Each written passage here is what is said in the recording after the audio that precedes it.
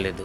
అయితే ఇటీవల ఈడీ అధికారులపై దాడులు, ఆ తర్వాత పరారీలో ఉండడంతో షాజహాన్ చేసిన ఆకృత్యాలను అతడిని అరెస్టు చేయాలని స్థానికంగా మహిళలు ఆందోళన చేయడం చేపట్టారు.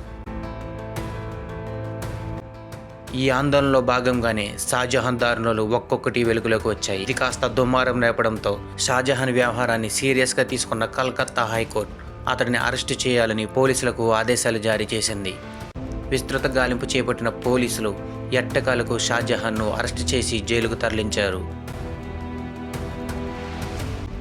షాజహాన్పై దాదాపు 43 కేసులు ఉన్నాయి. అయితే గతంలో ఎన్ని ఆరోపణలు వచ్చినా అధికార తృణమూల్ కాంగ్రెస్ పార్టీ పెద్దగా స్పందించలేదు. చివరికి పరిస్థితి చేయి దాటిపోవడంతో పార్టీ నుంచి షాజహాన్ను 6 ఏళ్ల పాటు సస్పెండ్ చేస్తున్నట్లు టీఎంసీ పార్టీ ప్రకటించింది. ఫ్రెండ్స్, ఈ ఇన్ఫర్మేషన్ మీకు నచ్చినట్లయితే మన ఛానల్ ఇప్పుడే సబ్స్క్రైబ్ చేసి నోటిఫికేషన్ ఆన్ చేయండి.